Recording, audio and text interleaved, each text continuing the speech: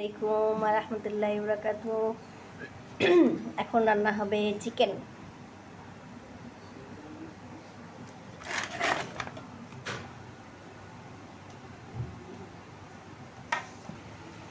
তেলের মধ্যে পেঁয়াজ বাটা, মশলা বাটা, বাদাম বাটা,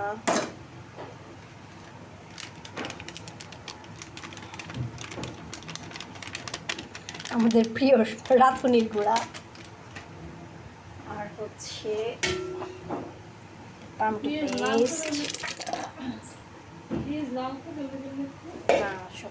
ব্লেন্ডার, তারপরে হচ্ছে আমার প্রিয় আড়ঙের দই দিয়ে দিব কোরমাতে।